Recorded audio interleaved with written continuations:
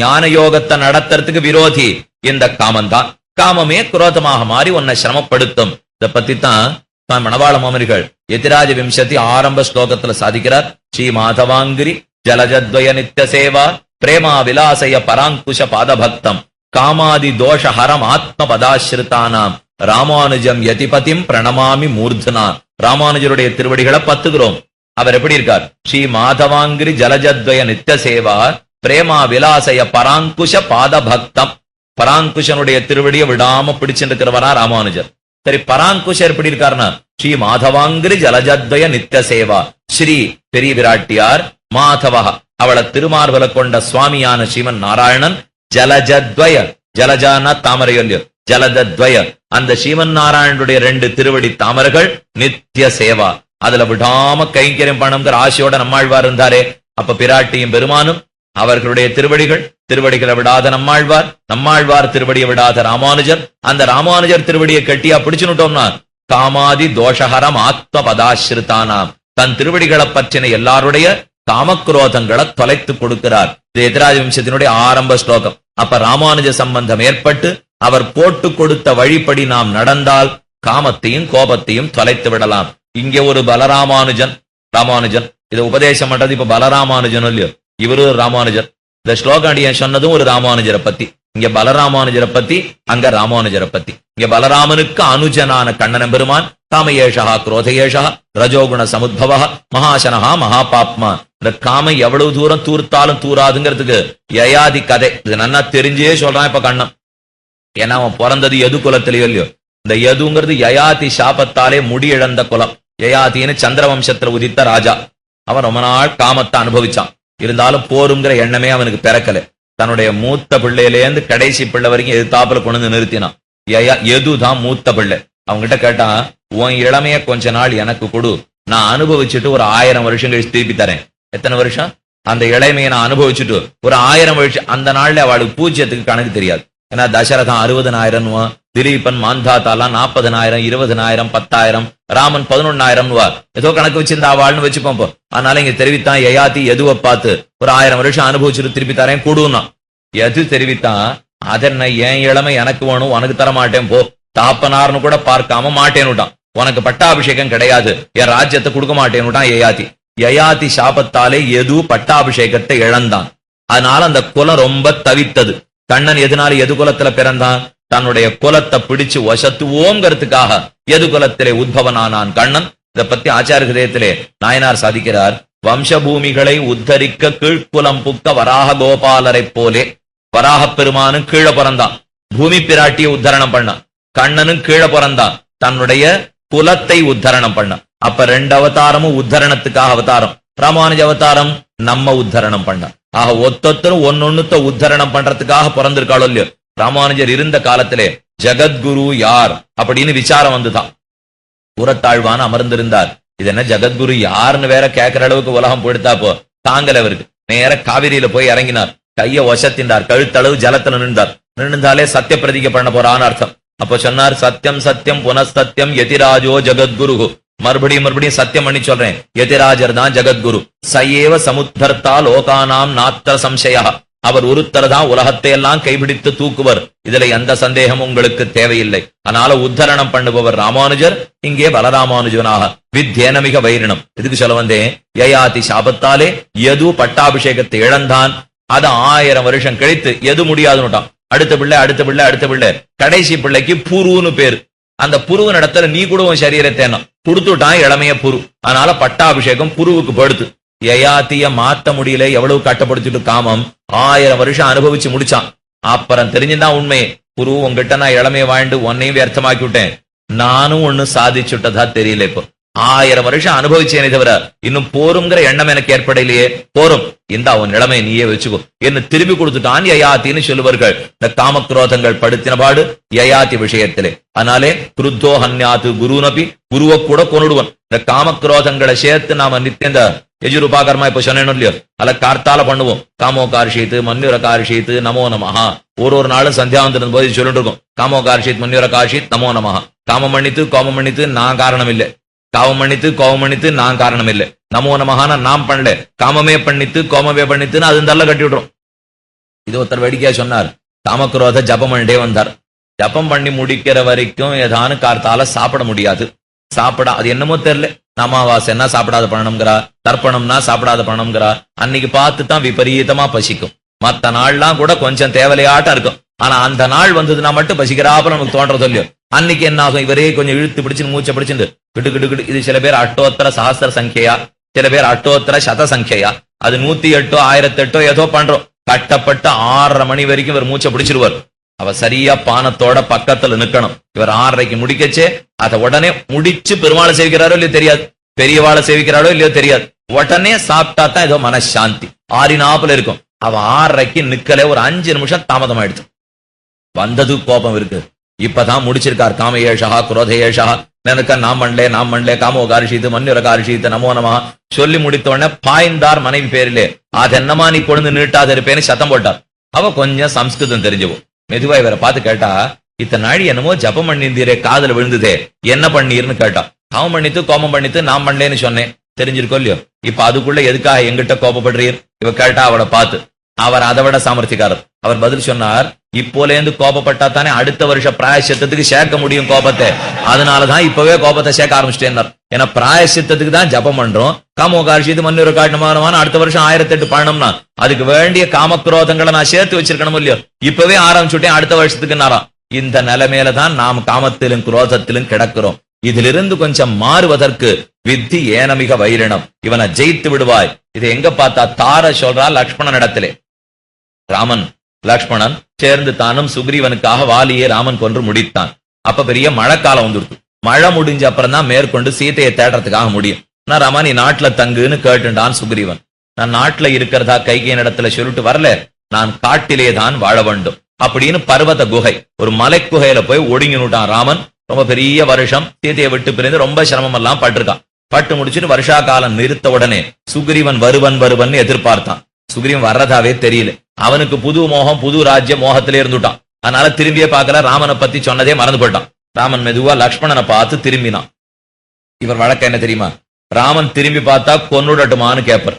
அதான் அடுத்த லக்ஷ்மணனுக்கு தெரிஞ்சது. நேர ஆதிசேஷனுடைய அபராவதாரம் சீற்றமுண்டடுன்னு சீற்றத்தோட சுக்ரீவனை கொன்னுடட்டுமா கேட்டான் லக்ஷ்மணன். யோ, கொல்றதுக்காக இவ்வளவு கட்டப்பட்டு நண்பன் அக்னி சாட்சியா சொல்லிட்டு இருக்கேன். அவனை கொல்றதுக்காக அவன் தமையனை கொண்டு வேற ராஜ்யத்தை வாங்கி கொடுத்திருக்கேன். லக்ஷ்மணா நீ கொல்லலாம் வேண்டாம், போய் 2 வார்த்தை சொல்லிட்டுப்பா. மா வாலி பதம் அன்வகாக ஏனவாலி ஹதோகதா. வாலியை எந்த மார்க்கத்திலே ராமன் வானுகலத்துக்கு அனுப்பித்தானோ அந்த வழி மூடப்படவில்லை. சுக்ரீவா அந்த வழியில உழுந்துடாதே, இதை மட்டும் சொல்லிடுவா போறோம் என்று லக்ஷ்மணத்துல சொல்ல, லக்ஷ்மணன் நேர கிஷ்கிந்தையனுடைய வாசலுக்கு போனா. தனுஷ்டங்காரம் பண்ணான். வில்லிலே நான் ஒளி எழுப்பினான். பயந்து போட்டா அத்தனை பேரும். குரங்கு கிளைக்கலான்னு சத்தம் போடும் பயந்து படுத்துனா. அந்த மாதிரி அக்காக்குன்னு கத்துண்டு அப்படி எப்படி ஓடி போச்சு. ஹனுமான் சொல்லிட்டார், ஆண் யாரானும் போனா பிராணம் தங்காதுன்னு ஞாபகம் வச்சுக்கோ, ஒத்துரும் போக கூடாது, தாரை அனுப்புன்னு ஹனுமான் தெரிவித்தார். சாப்ரஸ்கலந்தி மதவிக்வலாட்சி பிரலம்ப காஞ்சி குண ஹேமசூத்ரா ஜகாமதாரா லக்ஷ்மண சன்னிதானம் நமிதாங்க எட்டிகி. தான் எந்த படுக்கையில எப்படி படுத்திருந்தாலோ படுக்கை குறி அழியாம எழுந்து வந்துட்டா தாரை. அதை பார்த்த உடனே லக்ஷ்மணனுக்கு வெட்கம். அதனால அப்படியே தலைய குனிஞ்சு விட்டான். சாப்ரஸ்கலந்தி மதவிக்வலாட்சி, உடம்புல இருக்கிற காமத்தின் போகத்தின் குறி கூற மாறாமல் எழுந்து வந்துட்டாலாம் தானும் தாரை. நேரம் முன்னாடி வந்து நின்று இருக்கா. ஏதோ ஆண் வர போறதுன்னு தோளை தட்டின்னு நிமிந்துன்னு நின்றுட்டான் லக்ஷ்மணன். ஒரு பெண்ணை பார்த்த உடனே அத்தனை ஒடுங்கி படுத்த லக்ஷ்மணனுக்கு தலையை குனிஞ்சுன்னு கீழே நின்னுட்டான். இவள் இந்த வந்த கதை எல்லாத்தையும் திருப்பாவையில சொல்றார். தேத்தமாய் வந்து திறான்னு பாசனம் இருக்கும் இல்லையோ, நீ தேறி வெளியில வா, கண்ணனோட ஒரு படுக்கையில படுத்துட்டு இருக்கே, தேறி எல்லாத்தையும் சரிப்படுத்தின்னு வான்னார். பெரியவாசன வியாக்கியானத்துல கேட்டார், தேராம கூட வந்துடுவளோ தேறித்தானே வருவள்னு கண்டார். தேராம ஒத்தி வந்துட்டாலே அந்த பயத்துலதான் சொல்லிட்டு இருக்காருட்டார். தார ஒத்தி தேராம வந்துட்டாலும் இல்லையோ, அதனாலதான் இவளை பார்த்து தேற்றமாய் வந்து திற, வெளிகோட்டியில வயசானவா இருக்கா, பெண்கள் இருக்கா, ஜாகிரதையாவா என்று சொல்லி ஆண்டாள் பிரார்த்திக்கிறாள் அவளை வருவதற்காக. தார வந்து நின்னா. வந்த உடனே லக்ஷ்மணன் தலையை குனிஞ்சுட்டான். அதுதான் கம்பர் ரொம்ப அழகா தெரிவித்தார். தான் தனுநெடுந் தரையில் ஊன்னி ஆமன மைந்தன் நிற்ப, மாமியர் குழுவில் வந்தான் ஆமன மைந்தன் நிற்ப. தன்னுடைய தனுசு இருக்கே, அதை நெடுந்தரையில ஊன்றி கொண்டு தலை அப்படி வருத்தத்தோட தலை காழ்ந்து வெட்கமா நின்றானாம். எதே போல மாமியர் குழுவில் வந்தான் ஆமன மைந்தன் நிற்ப. 10 மாமியாருக்கு நடுவுல ஒரு மருமகன் மாட்டினுட்டான்னா எவ்வளவு வெட்கப்பட்டு நிற்பனோ அத்தனை வெட்கத்தோட லக்ஷ்மணன் நின்னானுட்டார் கம்பர். இவர் எங்க போய் பார்த்துட்டு வந்தாருன்னு தெரியல. இப்ப மாமியார் குழுவில் வந்தான் ஆமன மைந்தன் நிற்ப, தலையை குனிஞ்சு நின்னுட்டான் பெண்ணு வந்தாளேங்கிறதுக்காக. அப்ப அவ கேட்க ஆரம்பிச்சா ஒரு கேள்வியா, என்ன லக்ஷ்மணா நீயே ராஜகுமாரன் ஆயிட்டே, லக்ஷ்மணன் யார ஸ்தோத்திரம் பண்ணா எறும்பு கூட தலை நிமிரும். எவ்வளவு மோசமான ஜந்துவா இருந்தா கூட அது கொஞ்சம் புகழ ஆரம்பிச்சோன்னு வச்சுங்க, அது இப்படி காத்தடிச்ச மாதிரி தலையை நிமிந்து பார்க்கும். இப்ப தார நினைச்சா லக்ஷ்மணனை புகழ்ந்து தலையை நிமிர வைப்போம். புகழத்துக்கு ஆரம்பிச்சா லக்ஷ்மணன் நீ ராஜகுமாரன், இந்த காய் கனி பழத்தெல்லாம் சாப்பிடுன்னா. இது புகழ்ச்சிக்கு மயங்குற ஜந்துவே இல்லை. இது அது எறும்பு மயங்குமே தவிர லக்ஷ்மணன் ஒரு நாள் மயங்க மாட்டான். அவன் பதில் சொல்லிட்டான், ராமன் சாப்பிடாத மிச்சத்தை இன்னி வரைக்கும் நான் சாப்பிட்டது கிடையாது. அப்படி சாப்பிட்டா நாய் உண்ட எச்சிலே அது. அவனுக்கு கொடுக்காத ஒன்ன மட்டும் நான் நேர சாப்பிட்டேன்னு வச்சுக்கோ தாரே, அது ஒரு நாளும் உண்ட மிச்சலாக இருக்காது. அது நாய் உண்ட மிச்சல் எச்சிலாக இருக்கும். நாய் சாப்பிட்ட மிச்சத்தை நாம சாப்பிடுவோமா? அப்படிப்பட்டதுதான் நேர சாப்பிட்டுட்டாலும். ஒரு வஸ்துவ பெருமானுக்கு கண்ட்ரோல பண்ணாம நேர மட்டும் சாப்பிட்டா, நாய் சாப்பிட்டுட்டு வாய வச்சுட்டு மிச்சம் வச்சிருக்கிற எச்சில் ஒரு நாள் நான் சாப்பிட மாட்டேன் மறுத்துட்டான் லக்ஷ்மணன். இவனை என்ன சொல்லி தேர்த்தினா தேல மெதுவா தார சொல்ல ஆரம்பிச்சா, எங்களுக்கு காமம் கூடாது காமம் கூடாதுன்னு சொல்றிய லக்ஷ்மணா, நாங்கள்லாம் குரங்கு கூட்டம். காமமாவது கோபமாவது எல்லாமே எங்களுக்கு ஒண்ணுதான். நீ வசிஷ்ட சிஷ்யன், ராமனுக்கு தம்பி, தசரதனுக்கு பிள்ளை, பெரிய பரதாழ்வானுக்கு தம்பி, வசிஷ்டாச்சாரியர் எல்லாரிடத்திலையும் தெரிஞ்சின்றவன். உனக்கு கோபம் கூடுமோ? எங்களுக்கு காமம் கூடாது காமம் கூடாதுன்னு இத்தனை நாள் சொல்றிய லக்ஷ்மணா, உனக்கு மட்டும் கோபம் கூடுமான்னு அவர் திரும்ப கேட்டான். அந்த இடத்துல வியாக்கியாத்தை எழுதி காட்டினார். பதிலா ஸ்லோகத்துல காம ஏஷா குரோத ஏஷா ரஜோகுண சமுத்பவா, ரஜோகுணத்தால காமம், காமம் குரோதத்தை உண்டும்னு சொன்னார். எனக்கு காமம் கூடாதுன்னு சொன்னா உனக்கு கோபமும் தான் கூடாது. அதுக்கு மேலதான் அழகா தாதித்தாளாம் தாரே, தசரதன் பிள்ளைதானா நீனால் அவள். அவள் லக்ஷ்மணன் புரியல. இந்த குரங்கு பெண் வாயிலா ஒரு காட்டுல வந்து நான் தசரதன் பிள்ளையான்னு கேட்க வேண்டியிருக்கு பாரு விதி. வேற என்ன சொல்ல இப்ப லக்ஷ்மணனுக்காக? அந்த குரங்கு பெண்ணு கேட்கறா, நீ தசரதன் பிள்ளைதானான்னு.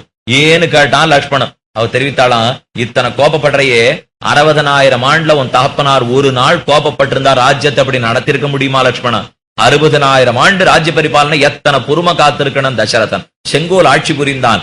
அவன் பிள்ளைன்னு பேர் வச்சுன்னு இத்தனை நீ கோபப்படுறையே கூடுமோ? முடிச்சுட்டு அப்புறம் மேல சொல்ல ஆரம்பிச்சார், உங்க ஆச்சாரியன் கதை சொல்லட்டுமான்னா அவள். இவன் ஏற்கனவே நொந்து போயிட்டான் லக்ஷ்மணன். இப்போ இனிமே இவ வாயில என் ஆச்சாரியன் கதவே தெரிஞ்சுக்கணுமா? என்ன விஸ்வாமித்திரர் கதை சொல்றேன் கேளு. அவர் தெற்க போனார், யாருக்கு பரவசப்பட்டார், எந்த குழந்தைய பெத்துண்டார்னு உனக்கு தெரியும். அவர் மேற்க போனார், 10 வருஷம் சந்தியாவந்தனமே மறந்து போயிட்டார்னு உனக்கு தெரியும். அவர் வடக்க போனார், கோபத்துக்கு வசப்பட்டு தபசு பலனத்தனையும் விட்டுட்டாருங்கிறது தெரியும். இதெல்லாம் தேவரீருடைய ஆச்சாரிய வைபவம். இப்படிதான் இருந்தார் உங்களுடைய ஆச்சாரியன். என்னமோ எங்கிட்ட வந்து காமக்ரோதத்தை பத்தி பேசுறாய லக்ஷ்மணா சொன்ன உடனே தெரிஞ்சுட்டான். ஓ, இத்தனை பேச்சு சாமர்த்தியமா இந்த தாரைக்கு. மெதுவா கோபம் லக்ஷ்மணனுக்கு குறைந்ததுன்னு சொல்லுவா. அப்படியே அவன் தலையை நிமிந்துள்ள கடைசியில பிரம்மாஸ்திரத்தை பிரயோகம் பண்ணா தாரே, லக்ஷ்மணா உன்னை பத்தி ஒரு உண்மை இத்தனை நாள் கேள்விப்பட்டிருந்தேன், அது பொய்யா எடுத்து இன்னைக்கு அவள். மத்த எதுக்குமே இது தலையை நிமிரலையோ இல்லையோ. என்ன உண்மை கேள்விப்பட்டான் லக்ஷ்மணன் சொன்னான், ராமனை விட்டு பிரிந்து 2 வினாடி கூட நீ உயிரோடு இருக்க மாட்டாய். இத்தனை நாள் நான் கேள்விப்பட்ட செய்தி. என் வீட்டு வாசலுக்கு வந்து ஒரு 10 நிமிஷம் ஆயிருக்கும் போல் இருக்கே. நிறுத்தினுட்டா தாரை. இப்போ அப்பன்னா ராமனை பிரிந்து 10 நிமிஷமா வீட்டு வாசல நிக்கிறானோ இல்லையோ. இந்த 10 நிமிஷத்தை தவிர லக்ஷ்மணன் ராமனை பிரிந்த நாளே கிடையாது. அவன் பிறந்ததுன்னா லக்ஷ்மணன் எப்ப பிறந்தான்? ராமன் பூவலகத்துக்கு வந்த 2வது நாள் தான் லக்ஷ்மணன் வந்திருக்கான். லக்ஷ்மணன் பரவதத்துக்கு போன அப்புறம் தான் ராமனே பரவதத்துக்கு போயிருக்கான். அதனால ராமன் இல்லாத பூவுலகத்துல லக்ஷ்மணன் இருந்ததே இல்லை. சீதையை பிரிந்து கூட 10 மாசம் இருந்திருப்பனே தவிர, ஏன் சீதையை கல்யாணம் ஆகிறதுக்கு முன்னாடி 12 வருஷம் பிரிஞ்சிருந்தானே. 12வது வயசுலதான் ராமனுக்கு கல்யாணம். அப்ப 12 வருஷம் சீதையை பிரிஞ்சிருக்கான், 10 மாசம் பிரிஞ்சிருக்கான். ஏன் கடைசியில 1000 வருஷத்துக்கு அப்புறம் கொண்டு போய் வால்மீகி ஆசிரமத்துல விட்டு பூமிக்குள்ளேயே போய் ரொம்ப நாள் இருந்திருக்கான் ராமன். எந்த நாளாவது லக்ஷ்மணனை பிரிந்து ராமன் இருந்திருப்பனா? நச்சதேன வினா நித்ராம் லபதே புருஷோத்தமஹ. லக்ஷ்மணனை விட்டு பிரிந்து எனக்கு தூக்கம் கிடையாது, ஊன் கிடையாது, உறக்கம் கிடையாது. அப்படி இருந்த லக்ஷ்மணா ஏதோ 10 நிமிஷமா என் வீட்டு வாசல நிக்கிறாப்பல் இருக்கே, ராமனை குகையில விட்டுட்டு தானே வந்திருக்கே, இது உன்னை பத்தி நான் கேள்விப்பட்ட செய்தி பொய்யாப்படுது அப்படின்னு சொல்லியிருக்கா தாரே. ஓ, 6 சொல்லி சொல்லின் இந்த சொல்லு சொன்னது 6 லக்ஷ்மணன் நிமிந்து பார்த்தானா. தாரையினுடைய கைம்பெண் கோலத்தை கண்டு தன் 3 தாய்மார்களை நினைத்து அழுதான்னு முடிச்சுட்டார் கம்பராமாயணத்திலே. வால்மீகி ராமாயணத்துக்கு கம்பராமாயணத்துக்கு நேர் எதிர் இந்த இடத்திலே தன்னை மனைவியாக கொண்டு விட்டான் சுக்ரீவன். வால்மீகி ராமாயணம் தாயாக கொண்டான் சுக்ரீவன். கம்பராமாயணம் காலத்துக்கு தகுந்தா போலே காவியம் மாறிவிட்டது. அந்த காலத்துக்கு தகுந்தா போலே வால்மீகி ராமாயணத்திலே தன்னுடைய அண்ணனுடைய பெண் கண்டாட்டியான மனைவியை தன் மனைவியாவே எடுத்துனுட்டான்ங்கிறது வால்மீகி ராமாயணம். அது காலத்துக்கு ஏற்புடைய தன்று கலாச்சாரத்தின்படி இன்றைய ஒழுக்கத்தின்படி தாயா கொள்வதுதான் உச்சிதம் என்னும் மாத்தினுட்டார் கம்பநாடர் தானும். அதனால அந்த வித்தியாசம் உண்டு. காமக்ரோதங்கள் அந்த இடத்திலையும் சரித்திரம். விஸ்வாமித்திரரையே காமக்ரோதங்கள் விடலேன்னா ஆழ்வார் பாசுரத்தில் சாதித்தார், விண்ணுளார் பெருமார் கடிமை செய்வாரையும் செரும் ஐம்புலனிவை. இந்த 5 புலன்கள் இந்திரியம் இருக்கே ஆற சிரமப்படுத்துறதுதான். விண்ணுளார் பெருமார் கடிமை செய்வாரையும், நித்த சூரிகளை கூட சுலபமா இந்த 5 இந்திரியங்கள் விட்டுடாதுன்னா. அதனால ஜாகிரதையா பாத்துக்கோ லக்ஷ்மணா. மகாசனஹா, எத்தனை போட்டாலும் குழி தூராது. மகா பாப்மா, இந்த கோபம் எத்தனை பாப செயல்களையும் தூண்டிடும். வித்தி ஏனமிக வைரினம், இவைகளையே உனக்கு விரோதியாக கொள்ளுவாய். வித்தி தெரிந்து கொள், காம குரோதங்களை பத்தி தெரிந்து கொள். அடுத்த ஸ்லோகம் தெரிவிக்கிறான், ஆத்மாவை மறைச்சுடும் காமக்ரோதம். அது என்னமா? ஞான யோகத்துல போக ஓட்டாம தடுக்கிறதுன்னு இப்ப வழி சொல்லி கொடுக்குறான் கண்ணன். ஆத்மாவை அது ரெண்டும் மறைச்சுடும் அர்ஜுனா. எப்படி மறைக்கிறது? தூமேன ஆவ்ரியதே வன்கிகி யதாதர்ஷோ மலேனச்ச யதா உல்பேன ஆவிருத்தோ கர்ப்பா ததா தேனேதம் ஆவிருத்தம். 3 திருஷ்டாந்தம் சொல்லியிருக்கான். தூமேன ஆவிருத்தோ வன்கிகி, வன்னிங்கிறது நெருப்பு. நெருப்பு புகையால சூழப்படுறது இல்லையா? தூமம்ங்கிறது புகை, ஆவிருத்தகான்னா சூழப்பட்டிருக்கும், மூடப்பட்டிருக்கும். தூமேன ஆவிருத்தோ வன்கிகி. 2வது யதாதர்ஷோ மலேனச்ச, தரிசம்ங்கிறது கண்ணாடி. கண்ணாடி அழுக்கு மூடினுடும் இல்லையோ? கண்ணாடி அழுக்கு மூடுகிறா போலே. யதா உல்பேன ஆவிருத்தோ கர்ப்பா, கர்ப்பம் ஒரு பெண்ணுடைய கர்ப்பத்திலே மேலே உல்பம் உல்பம்னு ஒண்ணு போட்டு மூடிட்டு இருக்கும். அந்த குடம் உடஞ்சுதான் கர்ப்பம் வெளியில வரணும்னு சொல்லுவா. அப்ப உல்பேன ஆவிருத்தோ கர்ப்பா. இந்த 3 திருஷ்டாந்தம் எப்படி நெருப்பை புகை சூழ்ந்திருக்குமோ, எப்படி கண்ணாடியை அழுக்கு மூடிக்கொண்டிருக்குமோ, எப்படி உல்பம் கர்ப்பத்தை மூடிட்டு இருக்குமோ, அதே போல தேனேத மாவிருத்தம் காமக்ரோதங்களாலே ஆத்மா மறைக்கப்பட்டு கிடக்கிறான். அதனாலதான் ஞான யோகத்தை இவனால தொடர முடியலையேன்றான். அர்ஜுனன் கேட்டான், இதுக்கு எதுக்கு இப்ப 3 திருஷ்டாந்தம்னா? ஒரே திருஷ்டாந்தம் சொல்லியிருந்தா போறோமோ இல்லையோ? எதுக்கு ஸ்லோகத்துல 3 திருஷ்டாந்தம் சொன்னேன்? 3 கருத்து இருக்கு அர்ஜுனா. வன்ஹி தூமம், நெருப்பு புகை. இந்த 2த்தினால என்ன தெரிஞ்சுக்கிறோம்? நெருப்பும் புகையும் ஒன்ன விட்டு ஒண்ணு பிரியவே பிரியாது. அதே போல ஆத்மாவும் காமக்ரோதங்களும் சுலபத்துல பிரியவே பிரியாது. பிரியாம கூடவே இருக்கிறதுங்கிறதுக்காக நெருப்பு புகை திருஷ்டாந்தம் சொன்னான். அடுத்தது யதா தரிசோ மலேனச்ச, கண்ணாடியில அழுக்க பத்தி சொன்னானோ இல்லையோ? இந்த கண்ணாடியில் இருக்கிற அழுக்க துடைப்போம். 15 நிமிஷம் கழிச்சு மறுபடியும் அந்த அழுக்கு வந்து அடைஞ்சிடும். மறுபடியும் துடைப்போம். 1/2 மணியில பார்த்தா அழுக்கு வந்து அடைஞ்சிட்டு இருக்கும். அதே போல இந்த ஆத்மா காமக்ரோதங்களை தொடச்சுட்டோம் நினைச்சு நிமிர்றதுக்குள்ள திரும்ப வந்து அடைஞ்சுடும் அர்ஜுனா. அதனாலதான் யதாதர்ஷோ மலேனச்சா, அழுக்கு கண்ணாடிய மூடுறா போலே. இந்த வாசப்பக்கம் வீடு இருக்கும் இல்லையோ? இந்த பெரிய மகாவீதியா இருந்ததுன்னா அதோட ஒட்டி வீடு இருக்கிறவாளை கேட்டா சொல்லுவா, இப்பதான் நான் போய் பெருக்கிட்டு வந்தேன், அதுக்குள்ள மொத்தமும் வந்து அழுக்கு மூடி நிறுத்துவா. 10 நிமிஷம் கழிச்சு திரும்ப போய் பெருக்கினாலும் அது வண்டி காடி போயிட்டு வர வேகத்துல அழுக்கு மூடிட்டே தான் இருக்கும். அதே போல காமக்ரோதங்களை அழிச்சுட்டோன்னு பார்த்தாலும் அழியாது, திரும்ப திரும்ப வந்து மூடிக்கொள்ளும். 3வது யதா உல்பேன ஆவிருத்தோ கர்ப்பா, கர்ப்பத்தை உல்பம் மூடின்னு இருக்கோம் இல்லையோ? அது தனக்கு தானே உடைச்சுன்னு வெளியில வர முடியாது. உடையிலன்னு பெரிய கட்டம் பண்ணி அதுக்கு மருந்து கொடுத்து அதுக்கு அறுவை சிகிச்சை பண்ணி எத்தனையோ தூரம் பண்றாள் இல்லையோ? அப்போ அது எப்பொழுது உடைந்து வெளியில ஜீவாத்மா வருங்கிறது பகவானுடைய அனுகிரகத்தை பொறுத்தே உள்ளது. எந்த வைத்தியனா இருந்தாலும் இந்த தேதி இந்த நிமிஷத்துலதான் பிறக்கிறான்னு சொல்ல முடியாது, இந்த தேதி இந்த நிமிஷத்துல போயிடுங்கிறதையும் சொல்ல முடியாது. அப்ப அந்த உடைந்து வெளியில வருவது இன்னொருத்தனுடைய அனுகிரகத்தால் நடக்கிறது இல்லையோ? தனக்கு தானே சுதந்திரமா நடந்துடாது. அதே போல காமக்ரோதங்கள் ஆத்மாவை விட்டு பிரியறது அர்ஜுனா என் அனுகிரகம். அந்த இன்னொருத்தங்கிறது தன்னை வச்சுட்டாப்போ எங்கெங்க தனக்கு வாய்ப்பு கிடைக்குமோ விட்டு கொடுத்துடவே மாட்டான் கண்ணன். உண்மை, அவனு பொய் சொல்லல. இப்போ அவன் அனுகிரகத்தால தானே காமக்ரோதங்களை நாமும் தொலைச்சாகணும். அதனால எப்படி உல்பத்தை விட்டு கர்ப்பம் தானே வெளியில வராதோ, காமக்ரோதங்களை விட்டு என் அனுகிரகம் இல்லாம நீயும் வெளியில வந்துட முடியாது. உல்வேன ஆவிருத்தோ கர்ப்பா ததா தேனேதம் ஆவிருத்தம். அப்படி இந்த ஜீவாத்மாவை காமக்ரோதங்கள் மூடி இருக்கும், அறிந்து கொள். அடுத்தது 39வது ஸ்லோகம். ஆவிருத்தம் ஞானமேதேன ஞானினஹா நித்திய வைரிணா காமரூபேண கௌந்தேய துஷ்பூரேண அனலேனச்ச. துஷ்பூரேண சில பேருக்கு இருக்கிற ஆசையை பத்தி தெரிவிக்கிறான் கண்ணன். துஷ்பூரம்னா அடையவே முடியாது. சிலதெல்லாம் மனுஷன் ஆசைப்படுறானே, ஆரம்பிக்கச்சே தெரியும் இது நிறைவேற போறது இல்லைன்னு. துஷ்பூரமான ஆசைகளை படுவன்.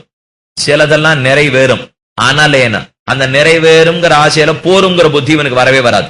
சில ஆசை நிறைவேறாது ஆரம்பிச்சுட்டான், முதல் தப்பு. நிறைவேற ஆசையா இருந்தா கூட அதுல போருங்கிறது பண்ண மாட்டேங்கிறது, 2ஆம் தப்பு. துஷ்பூரேண அனிலேன காமரூபேண நித்திய வைரினா. காமரூபம்ங்கிறது காமமாகிற ஆசை என்கிற நித்திய வைரி. இது ஒண்ணுதான் உனக்கு என்னைக்குமே விரோதின்னு தெரிஞ்சுக்கோ. ஏன்னா வாழ்க்கையில விரோதி எல்லாம் கொஞ்ச நாள் விரோதிகளா இருப்பா, கொஞ்ச நாள் நண்பர்களா இருப்பா, கொஞ்ச நாள் விரோதியா இருப்பா. அதுவும் அரசியல்னு கேட்டோன்னா உடனே நண்பனும் இல்லை விரோதியும் இல்லைன்னு சொல்லவே சொல்லுன்றாள். அதனால இதெல்லாம் நித்திய விரோதியும் இல்ல, நித்திய நண்பனும் கிடையாது. ஆனா இப்ப நான் சொல்ல போறேன் பாரு, இந்த காமரூபம் மட்டும் நித்திய வைரி, நித்தியமான விரோதி. அது உனக்கு துஷ்பூரேன அனிலேன காமரூபேண நித்திய வைரினா அந்த